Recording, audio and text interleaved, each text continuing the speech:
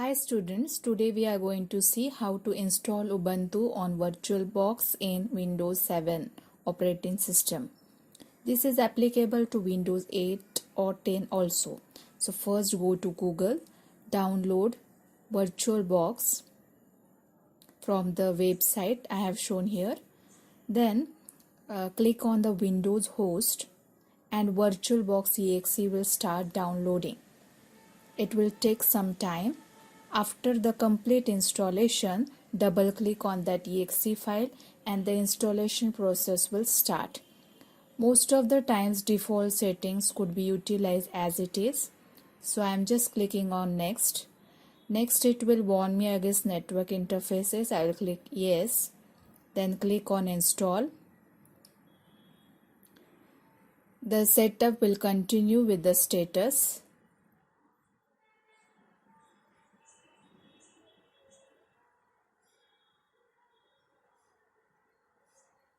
Now next it will ask me whether you want to install this device software. Yes, click on install.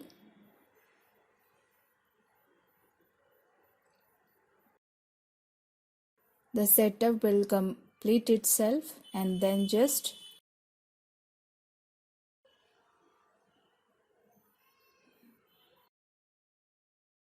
click finish. Now next just double click on the shortcut created. Here first we have to create a new virtual machine. So you could either click on new or you can go to machine menu, or if you have existing machine then you can click on the add button, but since we don't have anything we have to click on new. So here I am going to type there Ubuntu, then I have to select type and version. Now next I have to select the memory size. I would click on till the green. Then next I will go with the default settings, hard disk, file type, virtual disk image. Next I will select dynamically allocated. Next I have to decide on the virtual hard disk size. Now here for example I will keep 20 GB. You can keep whatever you want. Then click on create.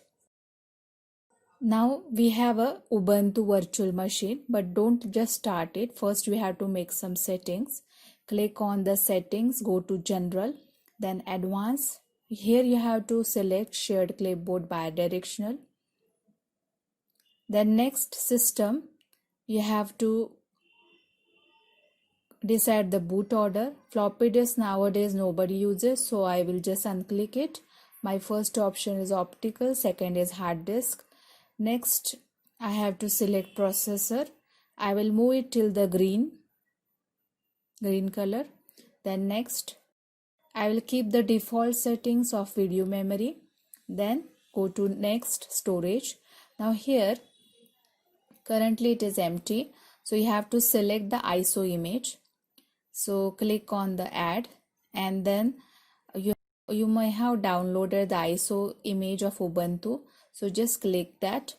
If you have not seen my other tutorial where I have created the bootable pen drive, there you can see how you can download the Ubuntu 80. And then just I will start the installation process. Now this installation process takes a little bit time, so you have to be little bit patient with this.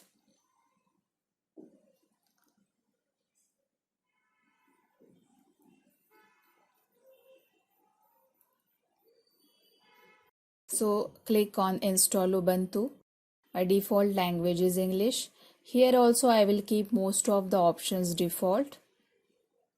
Then select the keyboard layout. I am okay with English US. You can click whatever is up to your requirement. Then I would choose normal installation. Now usually I don't click the download updates because then it lengthens the installation process. Then next I want this complete virtual disk to be installed with Ubuntu. Hence I have selected the first option. I'll continue the process.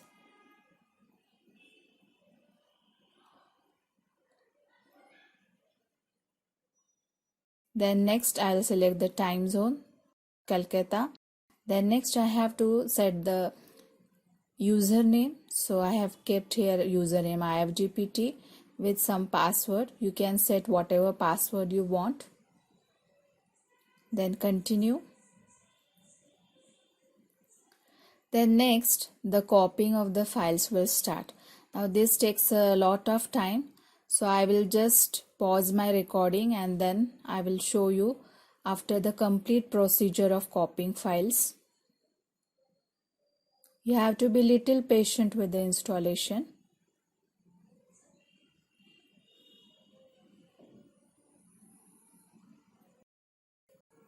Now after copying files, click on the restart now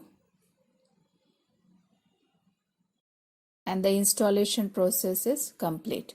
So after clicking on restart now, the Ubuntu machine will restart itself, and when the next time you restart it, you will get your username IFGPT that you have set up during the installation. I will put my password and I'll click on sign in. So this is the desktop of Ubuntu 18. Now here you can just go through the desktop items. Then you can check what are the new options available in Ubuntu. I have used the Ubuntu 18, but you can use now Ubuntu 20 as well. Suppose if I want to start the terminal, then either I could go through the 9 dots or I could use the shortcut Ctrl-Alt-T to start the terminal. So here you can type your commands if you want to try it. So this is how the installation is to be done.